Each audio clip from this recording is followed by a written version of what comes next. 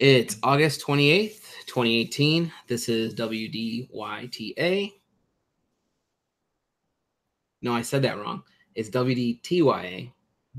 No, I said it right the first time. No, what do you think about? It's No, I said it right the first time. WDYTA. Having a week. Well, my name's Alan. And I'm Seth. All right, Seth, let's get this going. What do you think about realism versus fun in movies, books, and games? I think, well, I think as an artist, you can relate too, right? Where you don't really want have too much realistic stuff in your art. I mean, because you create science fiction, most of your artists, they create, their own universes.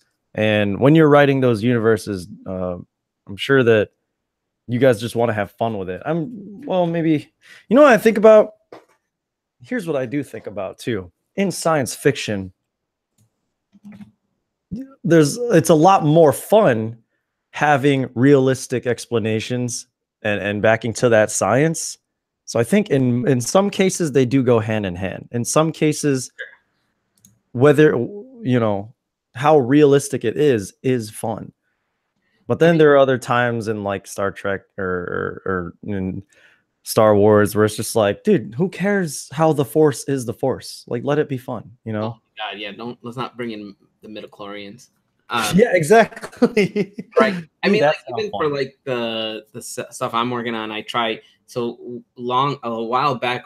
My mentor and I established that you don't want to just say, like, I used to jokingly say space magic for everything, right? Oh yeah. But he was just like, what if you could explain how everything works? And then people, instead of just seeing these characters or these aliens or whatever they are interacting in my universe as a typical science fiction fantasy movie or book or whatever, you would see them I'd actually be able to explain to you why a certain character can do certain things. And I think in science fiction, it's kind of cool when you can explain that, like I think Star Trek, you said Star Trek does a pretty good, has a pretty good way of explaining certain things. And then it gets, it's a science fiction show. So there's a point where, how real do you want it to, like, you ever see the show The Expanse? I watched the first episode. That show was amazing. So I feel like that is one of the few like shows where like the realism, it's like there's certain things where you're like, that's exactly how physics would work in that scenario, And then there's certain things, obviously, that's like, this is pure sci-fi now. But it's kind of like they figured out a way to find the realism and the fantasy world. It's like a delicate balance, but then you have like something like Star Wars that's just like balls to the walls, crazy with whatever, right? They're traveling through hyperspace and they're walking around playing board games in their ship and lounging essentially. Well, like who's flying this fucking thing now? I hear myself through your mic. Do you now? Yeah. So that's the issue. I hear me twice. Is that me? No, we'll have to figure this out later, but that's going to keep happening for a little bit, I think. Before the show, we were trying to figure out, Alan was hearing himself through my speakers, and we did a lot of adjusting. I don't know what it is. Maybe I can just turn my volume down a little bit. As long as you're still able to hear me. Yeah, I can still hear you. Because Hangouts won't pick it up. Will you, Google? Yeah, they pick everything up. But then, so I'm trying to think, like, if there was anything that there's I think it's almost impossible to do just straight realism, right? Because at that point you're not making a science fiction or fantasy movie, you're making like a documentary of some sort, right? Yeah, that's true. I think that argument comes from situations like Star Wars, where it can be fun, but they focus primarily on the fun. Like, they aren't really concerned, like some explanations in plots as opposed to explanations in the science and how things work. That's what they focus more on in series like Star Wars. And then in The Expanse, the physics and the accuracy of the science in there is part of the fun. And I remember in the first episode of The Expanse, if you guys have watched The Expanse, that show is so much fun from the get-go.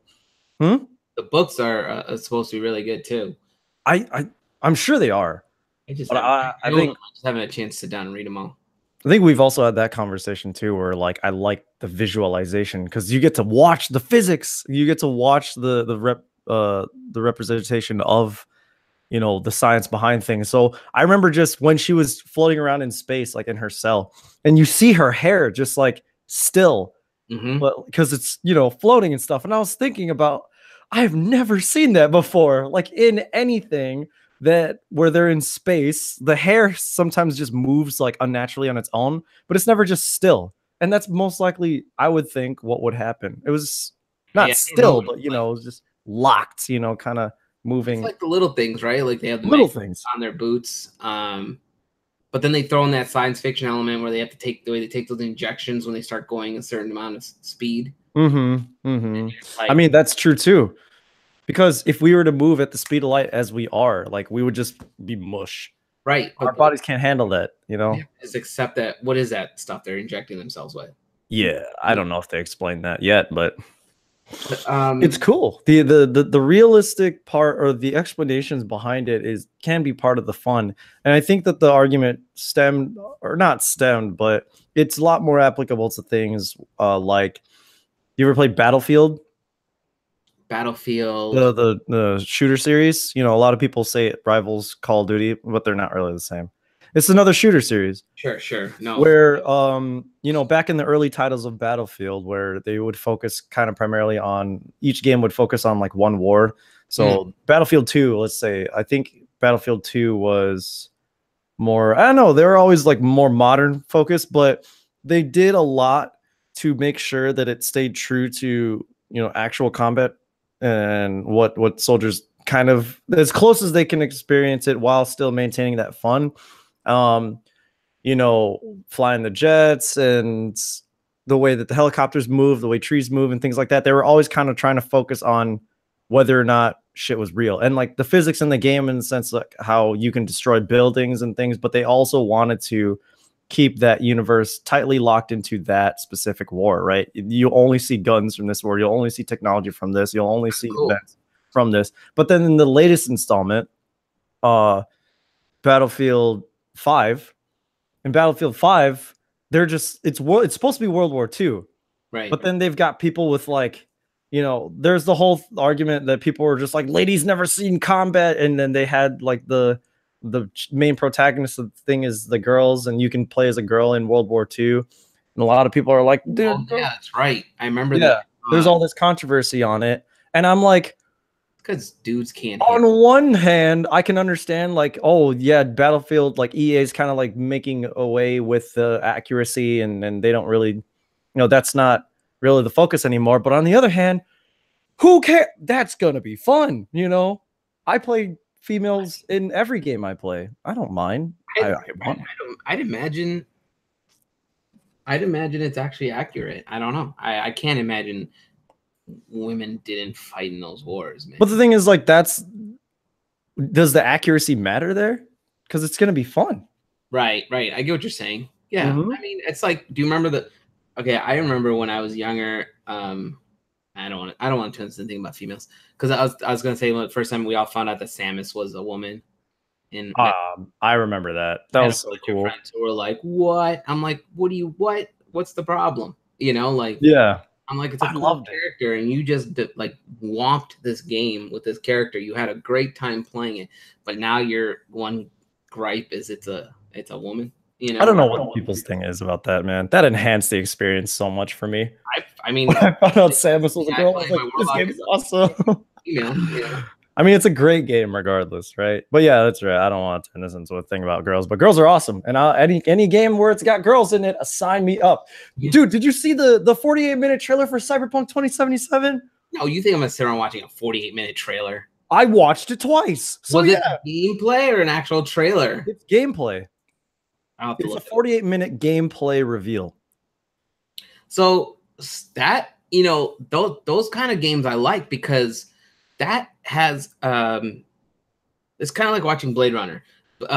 It's taking stuff from, like, if you were to ever, I've only seen photos. I've never been to like Tokyo, Yeah.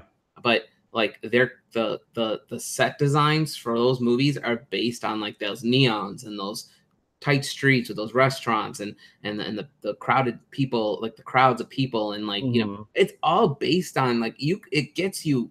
I mean, it's sci-fi, obviously, but that world type atmosphere, I don't know how to say this right, but that atmosphere actually does exist in a part of the world, and you can go like have your own little adventure doing that, right? I mean, you're not going to be hunting replicants or anything like that, but you know, you can feel like you're in the future. You know, we were talking about this last week too when we were talking about Blade Runner on some point, and I was mentioning how that's my favorite kind of sci-fi, when it's gritty and when it's because it's real. It feels real, at least. Like that parts of sci-fi where it's all like condensed and seemingly like dystopian and stuff. You know, like you said, where those like they show those environments where it's all neon and it's all like dark and kind of that feels real. Like you can actually walk through. Go there, you walk through those. Like it's just like I loved when like I hated when movies would try to create fake cities, like you know, like the old Tim Burton Batmans. They were great, but he created a fake Gotham, right? For the movies, and he built sets and everything. Whereas Christopher Nolan came in and said, "Let's just use Chicago," right? Well, he used Chicago for one of them. He used Chicago for the first two, and he used Chicago for the first one. Chicago's the whole first one is definitely all Chicago. Was it really? Oh man, I've only seen the movie once. Shut your mouth. I gotta watch it once, but I mean, like, but the whole point is like we've got Gothic structures, we've got a city. And then, like anyone who saw that movie, you know, if you're a Batman fan like myself, you're like, oh shit, Chicago's Gotham City, you know.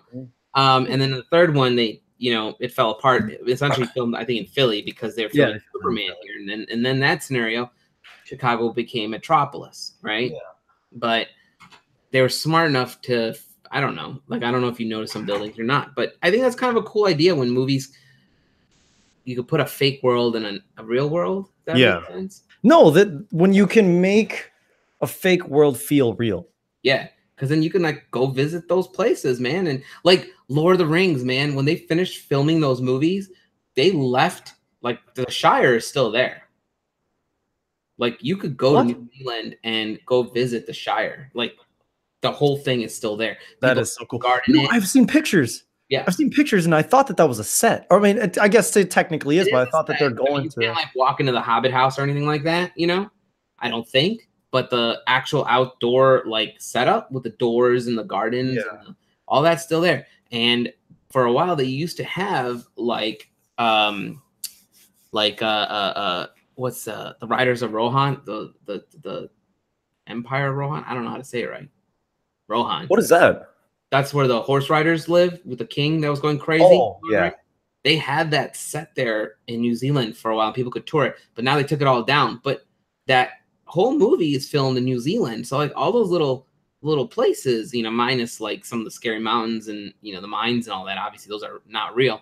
But anything with like an outdoor, like long shot, like that you're like, man, Middle-earth looks fantastic. There's an actual like Lord of the Rings tour. You know, so I think in like those scenarios, it's like that's awesome because there's this element of fantasy that you love and enjoy, and then there's this element of realism where you can go walk the same paths, same like forests, and I don't know, have an adventure. I would love to do that someday. You know, it's really nice because it's that universe come to life, and I feel like it's easier to make it going that way where you can make the past. You know, those movies take place obviously in another time and seemingly in the past, and then you can like go there and be like, wow, this is the history.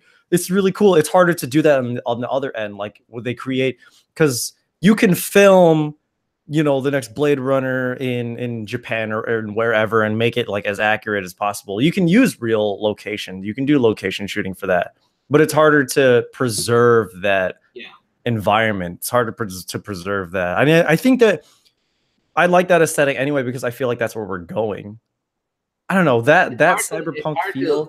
Make the future feel certain aspects of the future you can make feel very real because those aspects exist right now. Right. Or we're on the very cusp of creating that. Like, I mean, we can like, but then in the past, like all the stuff, like you're saying, all the stuff already exists. So you can be like, oh, this is what a sword look like. This is what a shield looks like. Right. Yeah, exactly. But like, you can't build, like, we can travel in space. We've done it, obviously, but we don't even have the means to travel from here to Mars safely right now. I mean, we do have the means.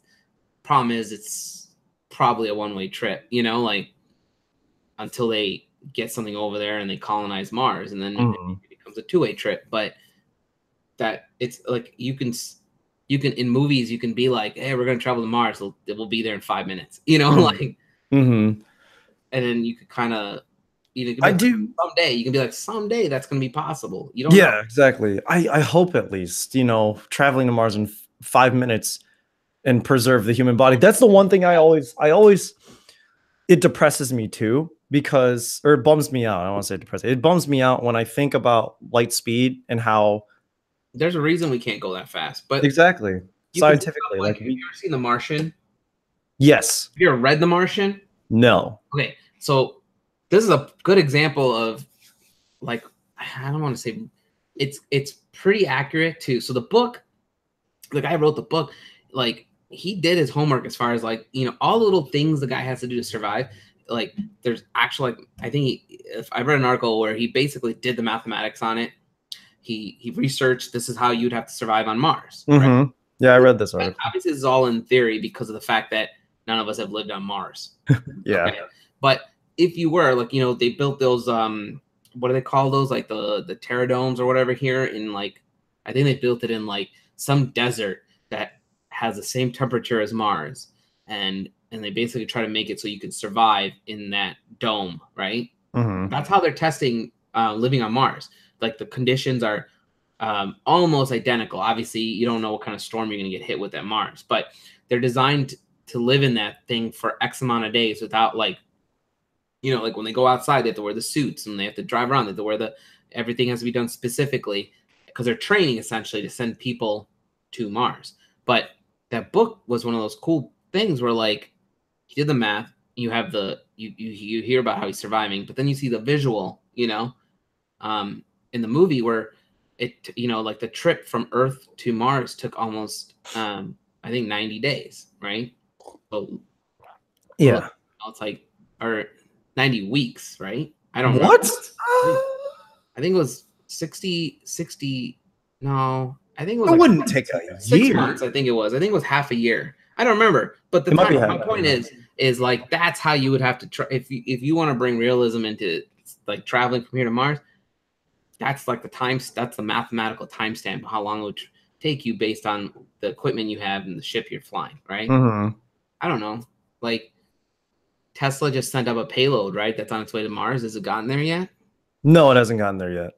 That was a few months ago. I think. A few months ago, and it was just like one tiny payload, right? Or one heavy Tesla car. I wonder, is that okay? Here's what is Tesla doing, man? Are they trying to, like, play into their fantasies, or is this, like, actual? I mean, the dude's like a mad scientist. It's like he's probably just like you and me. He read a lot of science fiction, fantasy, and he's like, I mean, he made a flamethrower, right? Did you see that? That was more of, like, spreading awareness for something. I can't remember. But he wanted to make a flamethrower, made the flamethrower, and sold it. Sold it like crazy. Did you get one? Hell yeah, I got one sitting right here. No. I mean, like, they don't have them yet. Like, they didn't ship them out yet to everybody, but they don't ship them to you. You go to a special event where you get to, like, hold it as you're there, and then and then they ship it to you wherever you live. Like, I think you can get it shipped to you, but the bonus to buying these things is you get to go to this event where you get your photo taken with it. You get to test it out. I don't know. There's a lot of stuff I get done with a flamethrower. That's just fun. You'd probably just make s'mores. But see, realistically, it's a terrible idea to have a flamethrower. Like, having that access to just that amount of danger, it's a weapon. Dangerous, but on the other hand, the fun aspect of it is awesome. Does it become more important than fun? You know? Well, I mean, you can buy as long as you're smart, I guess. I don't know. I mean, the problem is some people probably use it in a manner where, whatever. It's like if you made science fiction weapons. If you made a laser gun, for example, right? Yeah. You're like, I want to make this a real thing. I'm going to build a laser. You know, there's a lab. I think it's in California. Mm-hmm. They have a laser it's only about 3 inches, so it's like, you know, about that long. Yeah. But it's a laser that's shooting out and holding, like it's not shooting out. Does that make sense? Okay. Okay. So in theory, people are always say that's like the first like lightsaber, because a lightsaber essentially ignites and then stops at like whatever 4 feet, right, or however long the lightsaber is. So essentially, they've designed a laser, and then they're not going to make a lightsaber out of it, but they're designing it so you can like cut things with it, or it's mainly being designed to machine parts, I believe. But at the end of the day, the point is it doesn't fire further than the setting they've got it on, right? Right. However, they're making. I don't know how they're making. I think if I remember, it's in the. I read about it in this book called The Science of Star Wars, which is an awesome book if you haven't read it, because what it does is takes all these different things in Star Wars and tells you what implications you would need to make it a reality. Like hyperspace is on the list, but like the laser thing is the lightsaber section, and the laser thing is actually a thing, and I think it takes either half the building or 3/4 of the building to power this thing, and that's okay. I was gonna say that's the amount of power required to like something like that to keep this thing maintained. So it's like, you know, you're like on this edge of like, we've got this cool technology, we kind of can do this awesome thing with it, but it requires so much power. Is it worth it? No, you know. Well, and Tesla like is a good example of someone who, like, those cars are. You ever see the make of a Tesla car? It's like based on the Tesla coil technology. You know, it's literally just a cylinder underneath the car that powers the whole fucking thing. Yep. There's no engine in there. The battery is basically the bottom of the car, the whole bottom of the car. Yeah, it's cool. It's a ingenious design. So then what someone like him is trying to do is he's literally taking these science fiction movies that he saw or things that he learned about when he was younger, and he was like, I want to make all these real. And as long as you don't, you know, mad scientist something, some dystopian society. I'm not even worried about dystopian society. I'm more worried about him opening a wormhole and like elder gods start stepping out of it. You know, well, that would still be fun, Alan. How would you feel like you would do in a post-apocalyptic setting? Like if it was a zombie apocalypse tomorrow? I mean, I feel like everyone who watches like The Walking Dead, you know, as an example, are like, I know how to survive a zombie apocalypse. I'm like, you're basing that on the fact you think cutting off the head is the key, right? Yeah. You think burning it is the key. Like, but you don't know. You don't know. Well, cutting off the head, you've removed half of the danger. Sure. What are they going to still strangle the hell out of you without a head? That's I don't know. It might have acid blood. It's infected, we're blending the universe. We're blending Alien with the zombie apocalypse. I mean, I always thought when I saw Alien for the first time, I thought that was such a brilliant fucking idea. Like, I agree. You figured out a way to kill it, but now, oh no, he not only did you kill it, now he's bleeding all over you, and now that is a secondary thing that's damaging you. You know, but yeah, and I don't. I edge on the fact that like I think I know how to survive a zombie apocalypse, but does any of us really know how to survive a zombie apocalypse? The reason that I think most forms of media that involve zombies, it's because those universes are built on the premise that zombies have never been a thing before, whether in media, like they were never even conceived before. So I think that if we were to deal with any sort of threat, it would be something that nobody has ever even thought of before. If there was some sort of apocalyptic event via some monster of any kind, it would be something that we haven't even thought of. And perhaps we might have thought of everything already. There are so many creative minds living in the world. There's so many creative outlets. We probably have tackled every hypothetical threat. But in Walking Dead, that's the in-universe explanation for why it hit so hard, is because zombies had never been conceived before. There was no form of zombie media in The Walking Dead. So that's why they were so quote unquote unprepared, and why people were so taken aback by, and you know, so I think that with us in our constant exposure to zombie survival, not just, you know, zombies as a being or as an idea, but zombie survival. I think that we would out of all any sort of apocalyptic event, I think zombies are the ones that we would be most prepared for as a people, as society. Because Sure. like there's that universal idea, like, yeah, take the head down, oh, hunker down. There's so many things where it's just like defend yourself this way, you know, don't do this, because it seems obvious, but in universes like that, like you don't know anything. But you also might be right, like we don't know the zombies that we may have to deal with have acid blood. Yeah, that's like, you know, like if you had, so like zombies would be the low key tier of our potential survival. Like, I think the high point, like the things that would actually get us, is whether it be it's like some disease or aliens. I think those are the two things that we would destroy ourselves with.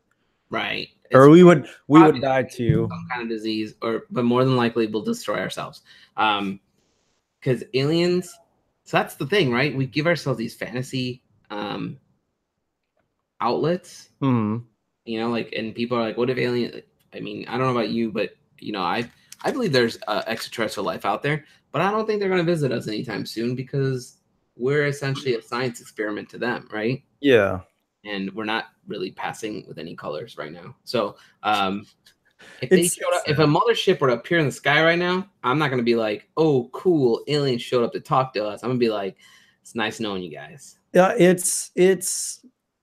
it's hopeful and it's sad. And when people say, oh, if there are aliens, we would have seen them by now, that's not entirely true. That's not, I don't think that's true at all. I think that what we're capable of in terms of examining the far reaches of space, we still don't know what we're looking at. Like, we're theorizing what we're looking at. We're using, you know, evidence to kind of break down what we're looking at, but we still don't know. Like, we're looking at moving parts in other star bodies, but we don't know what we're looking at. And I don't think that we've only been able to see this well into space for so long. And we're still not even seeing it that well. It's only for this amount of time. And you know how long it takes for anything to fly around in space. If aliens were to eventually visit us, it would catch us by surprise because of, you know, we think that we're looking everywhere. Right. I mean, that's just like, so that's why I like shows like, I always enjoyed shows like Star Trek when I was younger, because it gives you this idea of like, let's go exploring. Mm-hmm. But it also gave you a little bit of like, so that aspect, I'm trying to stick to this real versus fun thing. The realness of it is there's potential, right? Yes.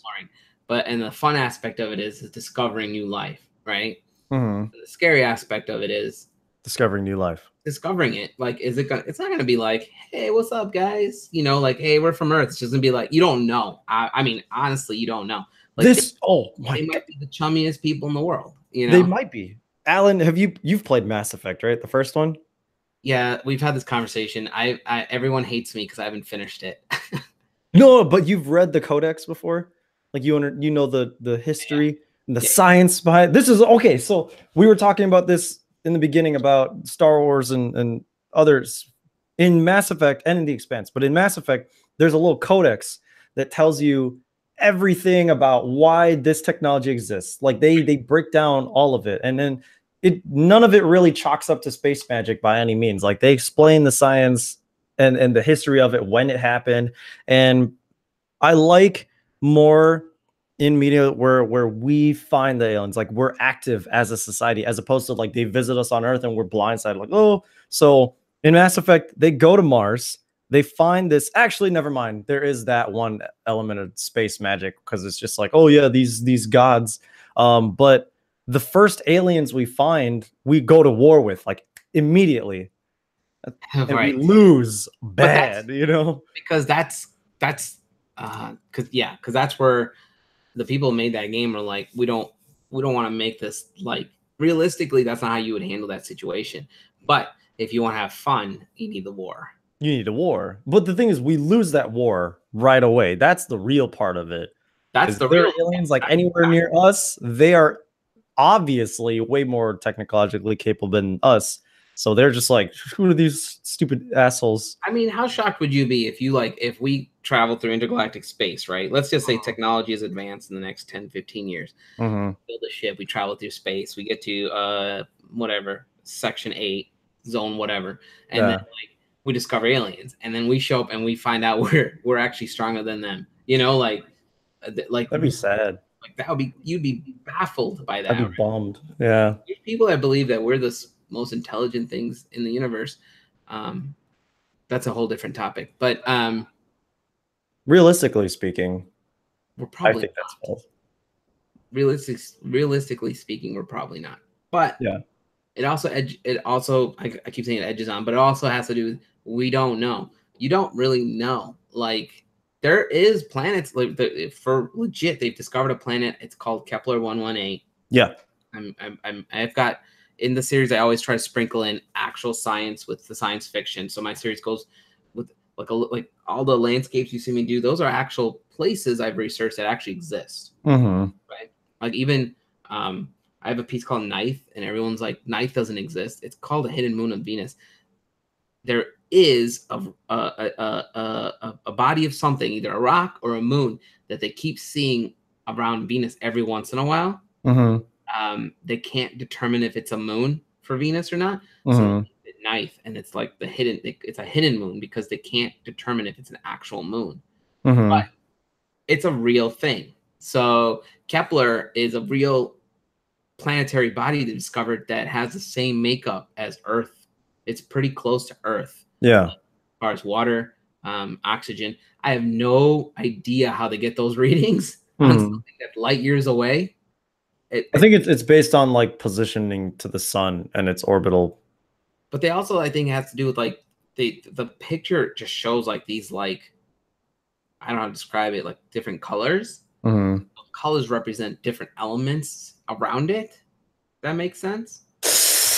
That's the I don't understand how they figure out. That's what I'm talking about. The science has come so far that they have a way of saying this is probably nitrogen, this is probably oxygen, whatever. Mm-hmm. But I'm always like, I'm just like, it's really interesting to see how close we can get to from our science fiction love to our real, to make it a reality. Like Star Trek is probably the closest thing that we can take to a minus like exploring alien worlds. But as far as exploring space, I mean, there's a potential there once the technology advances, obviously, I feel like there's so much behind light speed that we'd have to tackle first. Because like we said earlier, that's my point. Like if you just try to explore, for example, just try to get people from here to Mars, right? Mm-hmm. I mean, they want to set up a community on Mars. Mm-hmm. I believe they've discovered trace amounts of water on there. Yes. I believe they're saying there's ice under Mars now, right? They think there's an ocean under Mars. So if you figure out a way to tap into all that, then you have a way to like potentially survive on Mars. Right? You can't go walking along outside. Well, no, of course, because then you get scene like Total Recall where your face explodes. Ugh. That was cool. That was traumatizing to see as a child, though. But it was also cool to see 3 pairs of tits. That was cool. I knew you were gonna. That was your moment, huh? Anyway, we keep tackling sci-fi. I think that the realism versus fun also applies to movies that take place in the present day or games that take place in the present day, for example, or even in like its brief past. Because we're talking about how EA is doing away with accuracy in World War II. There was a game that came out here where you're like a hacker in Chicago. Watch Dogs. Mm-hmm. I mean, see, Watch Dogs, the first one, there was a lot of stuff that its premise was, they had some interesting ideas that were just executed kind of poorly, like how you're able to see everybody's information about them like wirelessly. I don't think it's as simple as that if we were to have something like that realistically, but that was cool. That was fun to have. But I think it did better in Watch Dogs 2, where what it is like it's based on cameras all around you, like all the surveillance is able to see. But those have you ever seen some of that technology actually exists? Like have you ever seen, I think it's called Enemy of the State? It's like Will Oh, I haven't Smith. watched Enemy of the State. Will Smith and Gene Hackman. Okay, it's Mm-hmm. old. It came out in like the early 2000s, I think. Mm-hmm. Right. The technology in that movie, I think, it came on like 2000 or 2001, whatever. There's this scene where like he's got like a receipt in his pocket, and the satellite camera like zooms in like crazy into his pocket and like scans it, right? Like does like a X-ray of his pocket. Now, in my head, I was like, that can't be real. Then there was this whole article that came out, Wired magazine, I believe, about how the technology in that movie is already 5 years old. Like, and the only reason the government or whoever's in charge of them filming that thing was like, go ahead, put that in the film, is because that the director wanted to keep it as real as possible, Yeah. The technology that you see, that's just a piece of technology you see. There's like 5 or 6 different things, and the big deal is that technology exists and it's 5 years old. So then at that point, you're like, what's trumping this technology right now? Have you seen that to me sounds like in like NCIS or in shows like that where the camera zooms enhance, stupid shit like that. I mean, you could do Is like that real? That's my point. Yeah, my point is some of that technology is fairly accurate. Like I don't think you can do like remember in Blade Runner how he like zooms in on the film and then goes pans to the right and zooms in and somehow he gets another shot. Like he sees a mirror and he goes on the mirror and turns it, right? So that was weird. But it was like it's a pretty accurate trick, right? He saw a mirror, he zoomed in on the mirror and then flipped the image to see what's in the mirror, right? But like there's technology that can like zoom in really tight on different. Dude, think about a microscope, dude. It's basically a camera with a microscope. Yeah, it's essentially a microscope. I think maybe in movies like Blade Runner where that stuff kind of does make sense because you don't know how it's their version of the 80s, right? It's their futuristic, or it's the 80s' version of the future. Yeah, I believe even in 2049 in the new Blade Runner, they still upheld that aesthetic, huh? What's the original? I think the original was 2018. Yeah, in the original, it was the 80s' version of 2018. But when they did 2049, they were still trying to do the 80s' depiction of 2049. Like the guys who were writing that movie, Denis Villeneuve directing that movie, was still trying to be like, how would that technology have adapted, not just from Blade Runner, the first movie, but also how if we were writing this in the 80s, correct? What would we, That's the whole point. Like there was 2 layers of realism he was trying to tackle there, not just how would the technology advance from this current the year from the first movie. How would we think about it in the 80s? Wow, thinking about that, that's really cool. So he gave himself he basically gave himself a headache trying to sort that out. Yeah.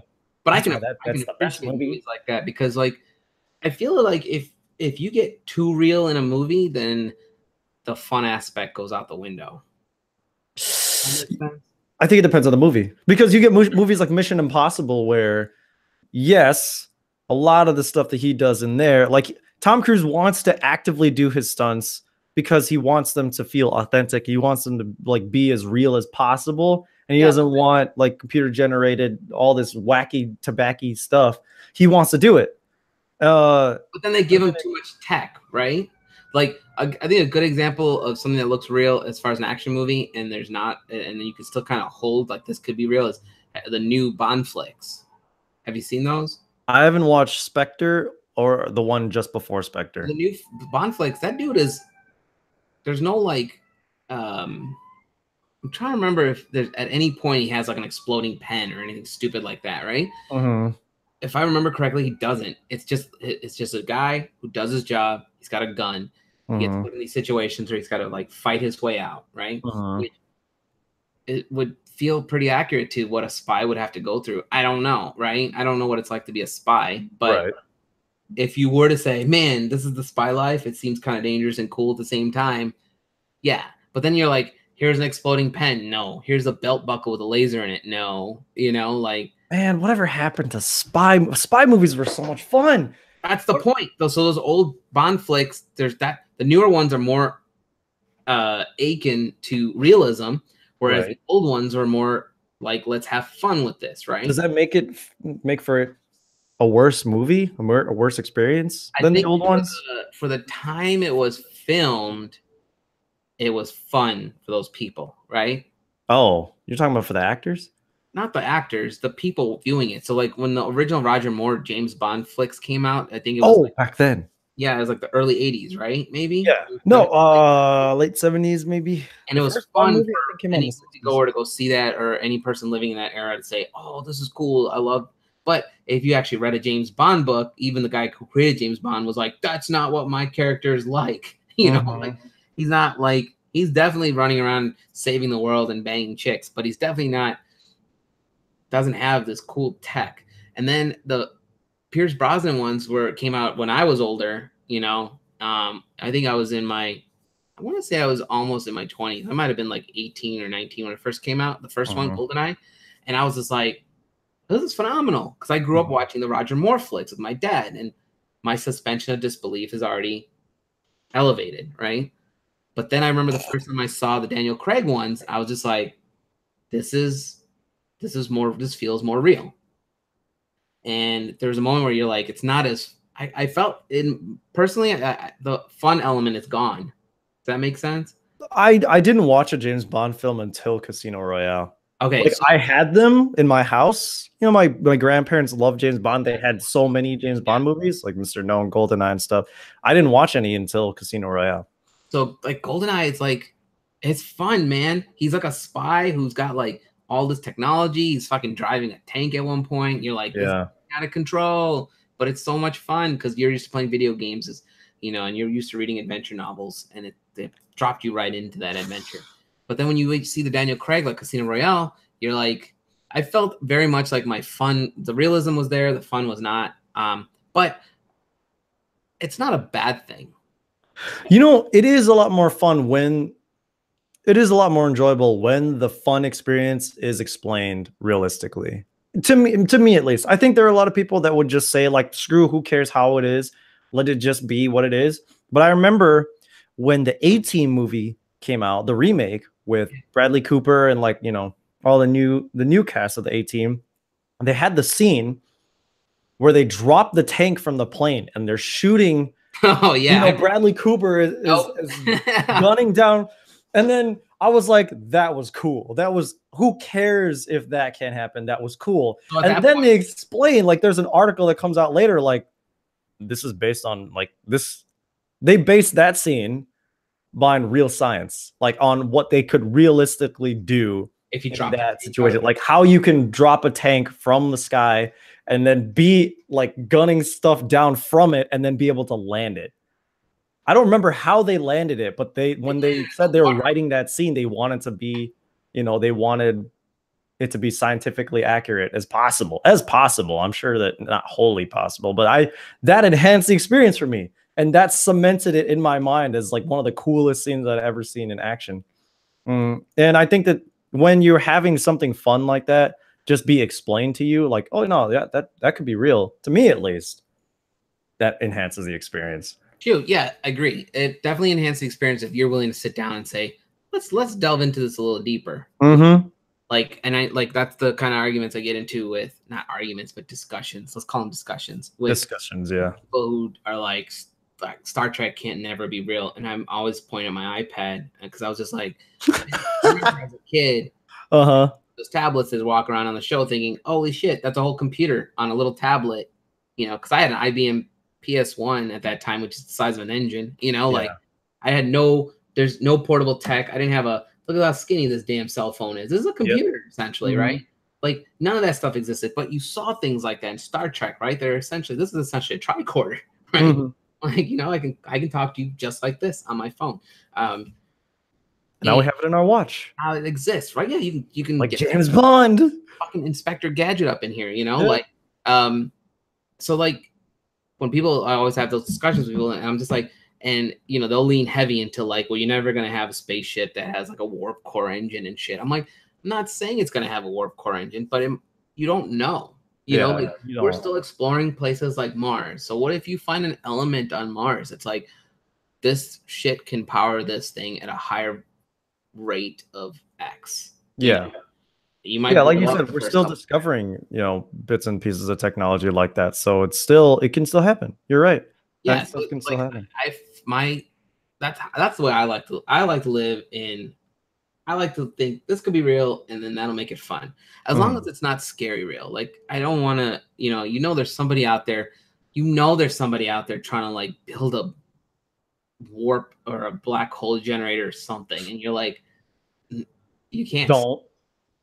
You don't know what's gonna. I don't even know how to approach this topic because it's like you don't know what they're doing, but they saw something on TV, and then in their heads, or a movie, or a book, or they read about it in a book, and they're like, it's just like virtual reality, like Ready Player One. Somebody read about it or saw it somewhere, and there's a reason people want to make it. I mean, VR headsets exist now because we had movies about VR. We had books about VR. Neuromancer by William Gibson is a prime example of living in a virtual world. Right. The one that I read when I read that when I was like 12, like Stephen King wrote one called Lawnmower Man. That was a little scary, but somebody sat down and said, I'm going to make this a reality and then it'll be fun. And I don't know if you ever tried a VR headset, but it's fucking amazing. It is really cool. I mean, it makes me nauseous. Yeah, it makes me nauseous every about 30 minutes or so, depending on what I'm playing. But that's just one step away from what you see. Like Ready Player One takes it to a level where you can feel everything and you kind of seem like you're locked into the system. But then you have science fiction movies that are basically trying to do that. You're like, you're locked in, and at some point, I'm sure you just fucking Ghost in the Shell, float your way through things, Like, I feel like, there is a lot of discovery in the science fiction films, like you said, there are things that happen in those movies that eventually do happen because they're based on real technology, and then that technology evolves.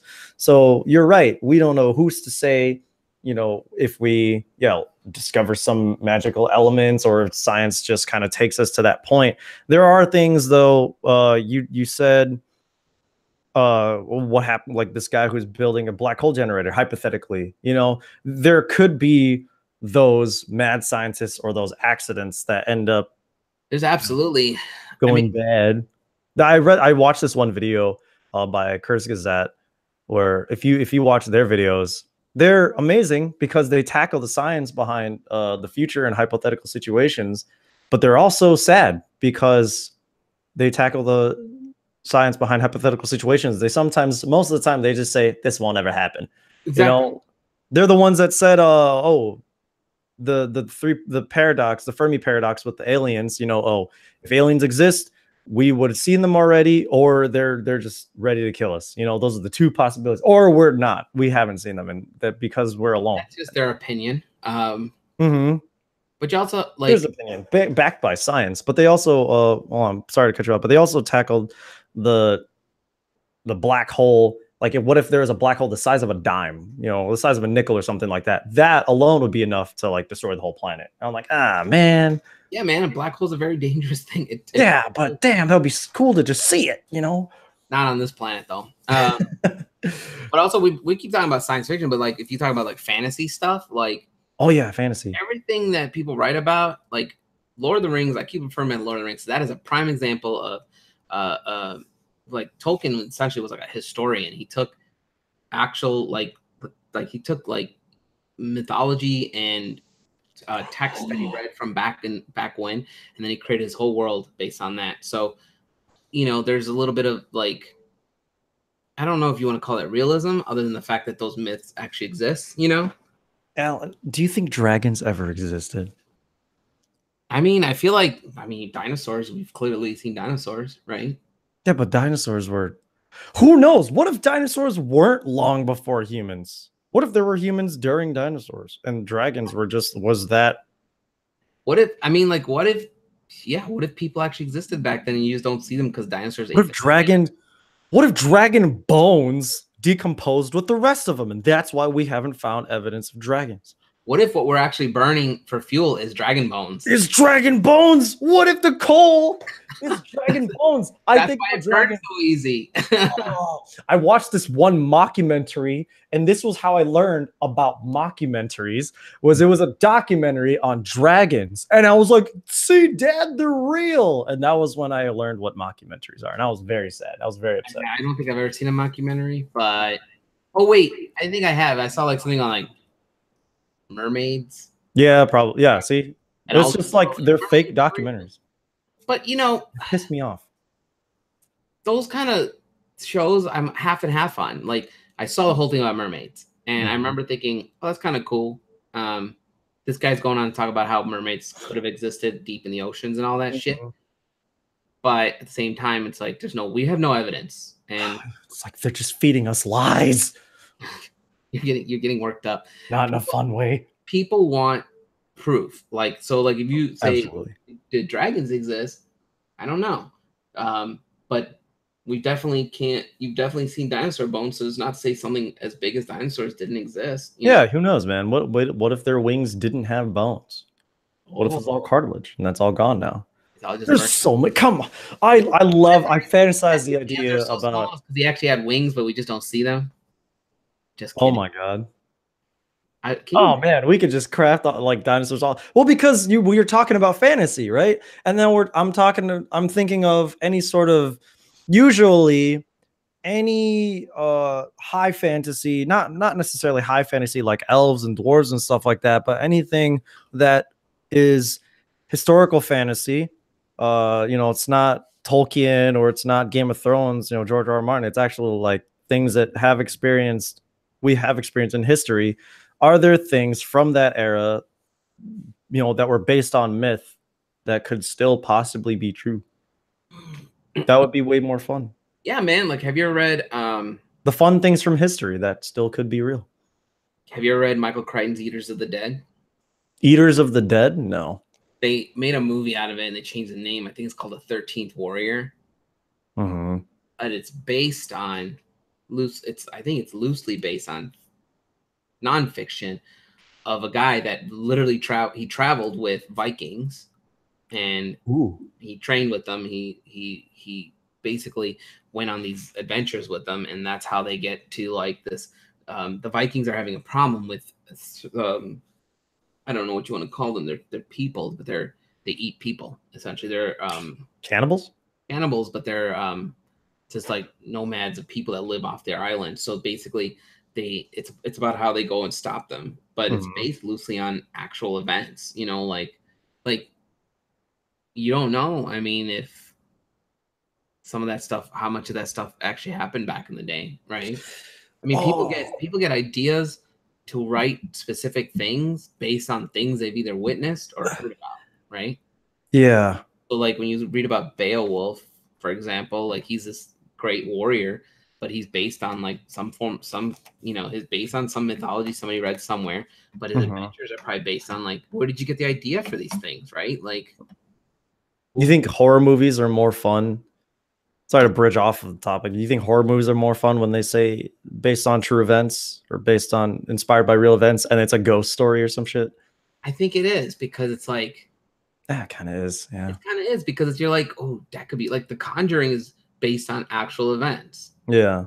And initially I was just like, that's fucking scary. Yeah. The whole Conjuring universe is really cool because they got movie. Well, I think it's out now. The Nun. Oh my. Nun, they have another one. I mean, that's a great way to do spin-offs, but the fact that the original one was based on actual, Yeah, that does make it a lot more. That does make the experience a lot more authentic and when it feels real, because they say it was like, yeah, this was real at one point. Then the experience is heightened, just like the tank from this plane thing. Experience is heightened. You're like, I still don't know if that feels fun to me, but it definitely feels like, oh, okay, That's, yeah, it's gonna get scary really fast, Yeah, like in those historical movies or fantasy movies where they are based on true events, or they're based on or inspired at least by real events, or there is some form of history in there, some form of realism in there. Like those experiences,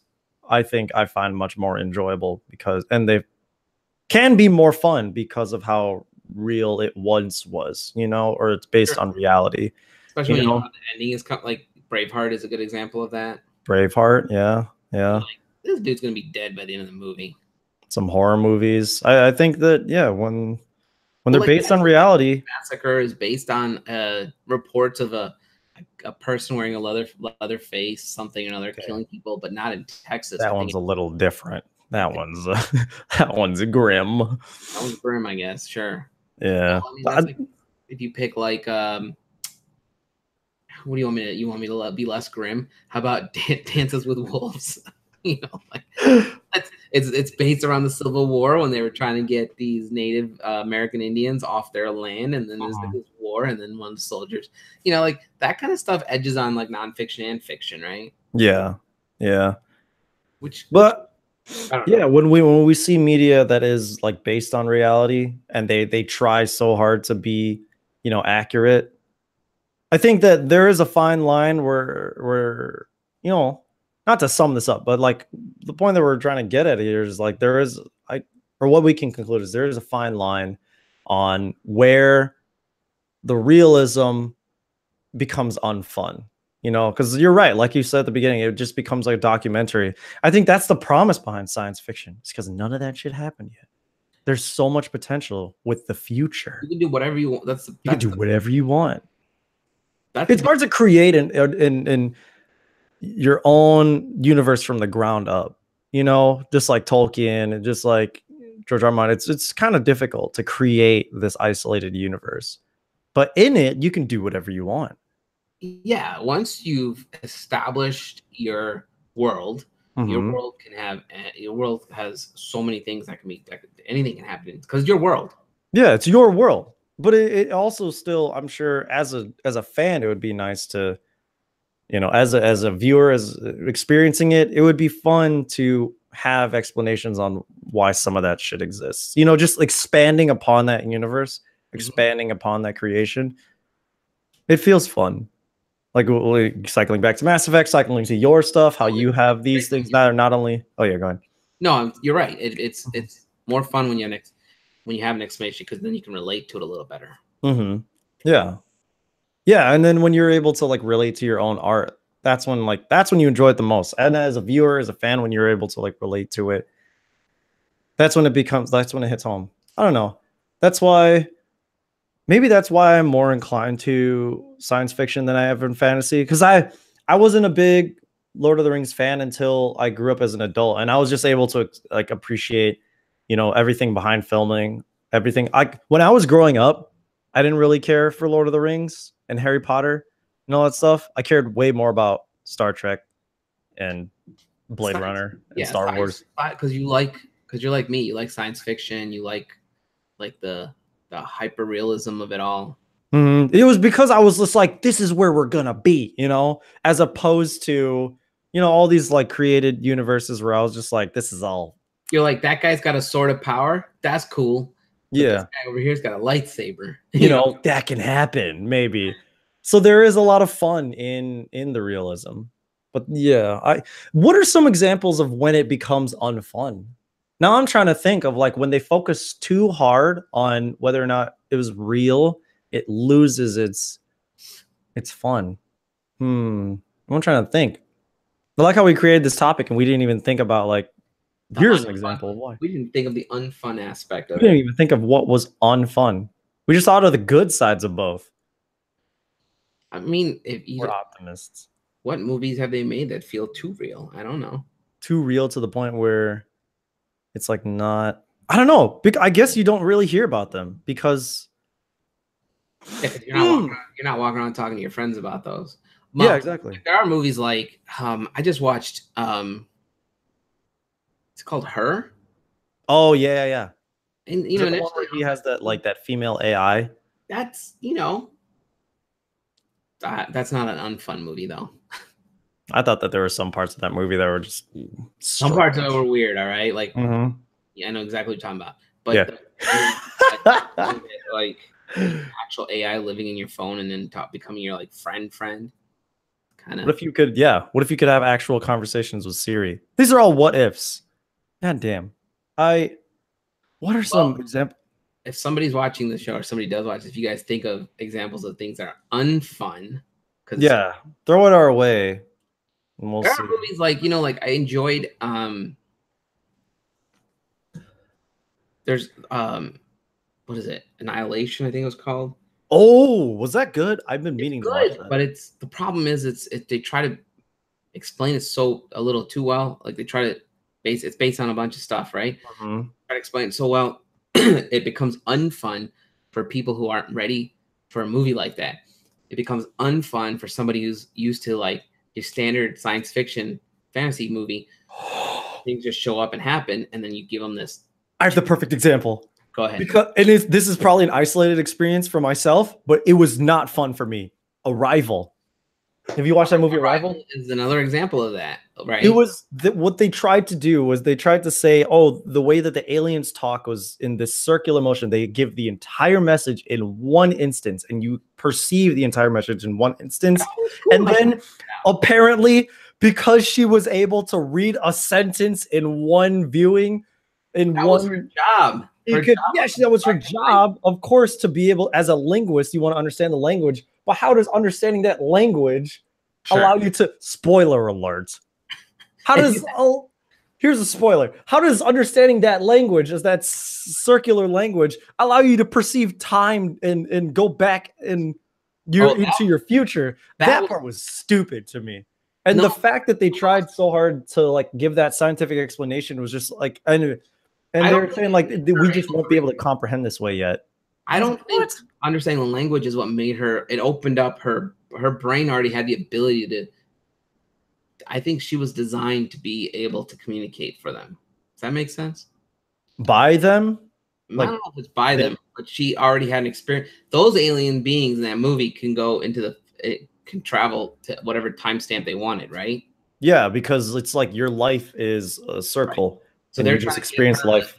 So they're trying to get her the information in the past to be like, look, you can fix all this in the future. Also, they told her that she's going to help them later on. Don't know what she has to do for them yet. But that was another example of those movies where it's like they're trying too hard to explain it to you. And you're a prime example of an audience member who's just like, I don't like this. Yeah. Whereas I was like, that's fucking cool, you know? Yeah. And my initial thought was it was cool. But then I thought about it later. I was just like, wait, it doesn't even make sense. Like they explained too much to the point where like I couldn't even have fun with it, you know? Because I was saying how like when the science is explained, that's fun. And then later on, I was just like, I was thinking too much about the movie, even after the movie. I was thinking too much during the movie. I was thinking too much after the movie. I couldn't even really take in the movie. They're trying to say, no, this is real. This could happen, but you just can't comprehend it yet because we don't perceive language like that. I was like, shut up, movie. You're so pissed at this movie. All right. So we know you don't like The Arrival. We need to wrap this up though. So again, if people have ideas for topics, we've got a list of topics. We'll probably pick a movie or an author or something next show, which will probably be in about 2 weeks. Yeah, because you're gonna be in Atlanta. Yep. I'll be back after the 11th.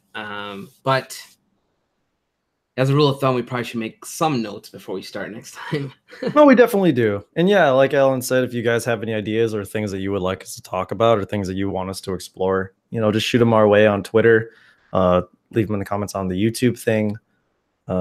We have an email. It's just it's askWDYTA@gmail.com. I'll put it in the description as well when we're done. Yeah, and we'll go on 30-minute rants each about science fiction for the third week in a row. We just need to pick a different topic next week, but that's fine. We're good. We stayed on topic. This might turn into a whole show about sci-fi stuff. You never know. Who knows? I mean, like we'll be like, what do you think about flux capacitors? So, all right, I'm gonna kill this feed for a second. Okay. Thanks, guys. Take care.